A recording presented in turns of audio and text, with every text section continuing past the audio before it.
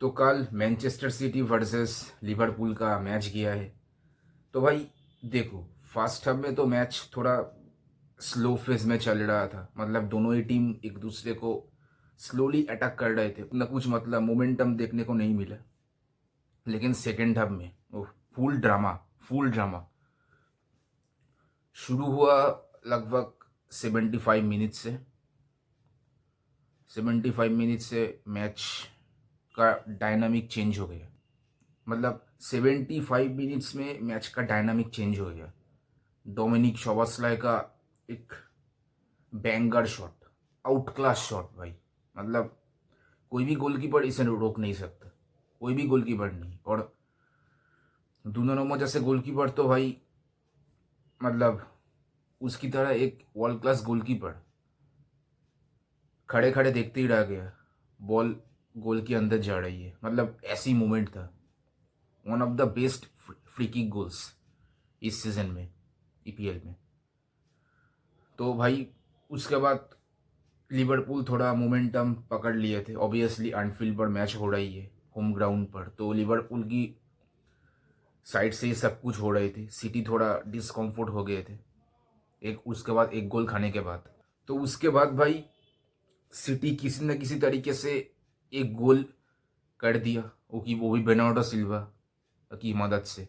लेकिन एक बात मैं बोलूँगा भाई, रायन शर्की एक गेम चेंजर है भाई, एक गेम चेंजर है। नॉट जस्ट कल की match, to be honest with you, Rayan Cherki पूरी सिटी स्क्वाड का एक गेम चेंजिंग प्लेयर है। मतलब वो इतना कुछ लाती है ना, जब भी वो खेलती है तो भाई सिटी का पूरा मतलब डायनामिक सिस्टम चेंज हो जाती है। मतलब बहुत ही अंडररेटेड प्लेयर है रायन शर्की, उतना उसको रिकॉग्नाइज नहीं मिल रहा है। लेकिन मैं सच बता रहा हूँ भाई, जितना सीजन जाएगा, अगर गुआर्डियोला के अंडर ये खेलेगा तो भाई और भी इम्प्रूव करेगा भाई। One of the best player हो जाएगा इन अपकमिंग जनरेशन पर। तो मुद्दे पर आते हैं। तो उसके बाद सिटी भी 1-1 से ड्रॉ चलने के बाद मैच सिटी भी पकड़ लिया था मोमेंटम। लेकिन थोड़ा गलती हो गया, पेनल्टी, वो भी आलिसन से। लेकिन अगर मैं सच बोलूँ तो मुझे वो पिन, अगर मेरा पॉइंट ऑफ व्यू से वो पेनल्टी नहीं था। लेकिन देखो, गोलकीपर तो थोड़ा डाइव तो करेगा ही सेव करने के लिए। तो अब पता नहीं रेफरी क्या सोच कर दी है। पेनल्टी हो 50-50 चांस है, लेकिन for my point of view मुझे वो पेनल्टी थोड़ा हार्श लगी। और उसकी वजह से गेम का मूड भी चेंज हो गया जब हालैंड ने गोल किया, थर्ड गोल। जब शोबोस्लाय ने पकड़ा, हालैंड ने भी पकड़ा था, शट पुल अप किया था, दोनों का रायन चर्की का गोल होने के बाद। तो ओवरऑल मैच चेंज हो गया था, लेकिन वो कैंसिल हो गया क्योंकि शोबोस्लाय ने फर्स्ट पुल अप किया था और उसकी वजह से उसको रेड कार्ड भी मिल गई, तो गोल भी कैंसिल हो गया। तो ओवरऑल मैच सिटी किसी न किसी तरीके से निकल लिया। लेकिन मैच बहुत अच्छा गया है, एक ड्रामेटिक नाइट था अनफील्ड पर, बहुत ही अच्छा मैच किया है। तो ये जो रिजल्ट हो गया, अब क्लियरली दिख रही है कि लिवरपूल टॉप 4 से आउट हो चुका है। कुछ दिक्कत ना हो बाकी टीम्स का, like Manchester United and Chelsea, क्योंकि ये दोनों क्लियरली फेवरेट है टॉप 4 पर फिनिश करने के लिए। इन दोनों में से एक ही जाएगा। तो चेल्सी और यूनाइटेड के बीच थोड़ा लड़ाई हो रही है टॉप 4 पोजीशन लेकर। लेकिन लिवरपूल अब क्लियरली आउट हो चुका है।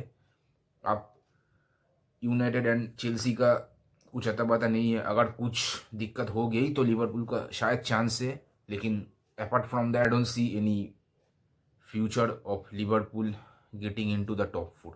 अब मैन यूनाइटेड का बात कर ही रहे तो टोटनहम मैन यूनाइटेड का बात कर ही लेते हैं। तो देखो भाई, सीधी बात, जिस तरह से अब यूनाइटेड खेल रही है, मुझे अब नहीं लगता कि टॉप 4 पोजीशन यूनाइटेड छोड़ेगी इतनी आसानी से, टू बी ऑनेस्ट। क्योंकि यूनाइटेड थोड़ा मोमेंटम, वो जो मोमेंटम है ना, वो मोमेंटम पकड़ ली है, पूरा पूरा पकड़ ली है।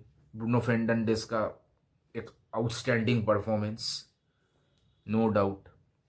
Brian Mbeumo, Amad Diallo, Matheus Cunha, Lisandro Martinez, Dorgu, Harry Maguire, सभी भाई अच्छा खेल रहा है भाई। मतलब किसी को अब बात नहीं दे सकते। हाँ, डालॉट थोड़ा इधर उधर दिक्कत दे रही है बीच बीच में, लेकिन apart from that team is well balanced. कासेमीरो का एक बैंगर परफॉर्मेंस, कोबी माइनू का बैंगर परफॉर्मेंस। तो भाई ये प्लेयर्स, ये टीम अब मोमेंटम पकड़ ली है।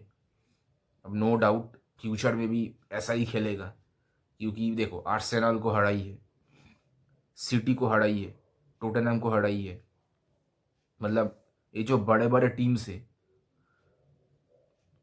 ऐसी हारा ना, तो मतलब एक मेंटेलिटी चेंज हो जाती है इसकी वजह से। तो and the performance we are seeing is totally different compared to the usual Man United performance from previous seasons। तो यही मैं बोलना चाहता हूँ कि भाई जो जैसा खेल रही है यूनाइटेड, टॉप फोर पर ही फिनिश करेगी। अब बात करते हैं, देखो कल रियल मैड्रिड वेलेंसिया की, तो रियल मैड्रिड कल 2 गोल से वेलेंसिया को हरा दी है। वही बार्सिलोना एंड रियल मैड्रिड दोनों का 2 हॉर्स रेस चल रही है। ये हॉर्स रेस एल क्लासिको तब चलेगा, उसके बाद ही डिसाइड हो जाएगा कौन जीतेगा। उसके पहले तो भाई ऐसा ही चलते रहेगा, एक बार रियल मैड्रिड आगे जाएगी, एक बार बार्सिलोना आगे जाएगी टॉप पर। तो दैट्स दैट। लेकिन वही सेम चीज़ मैं बोलूँगा, रियल मैड्रिड का डिफेंस टाइट करना पड़ेगा, ऐसे नहीं चलेगा। अब बात हो रही थी कि निको शॉल्टरबेक को लेकर, अब रूमर से 50 मिलियन रियल मैड्रिड देने को तैयार है।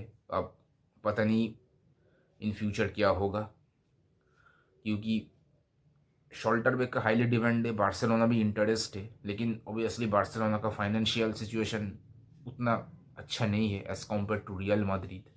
तो देखते हैं अब क्या होती है। निको शॉल्टरबेक, डॉनी वेंडेबेक, ये दोनों नाम उठ कर आ रही है कि रियल मैड्रिड इंटरेस्ट है, स्पेशली इन दोनों को लेकर।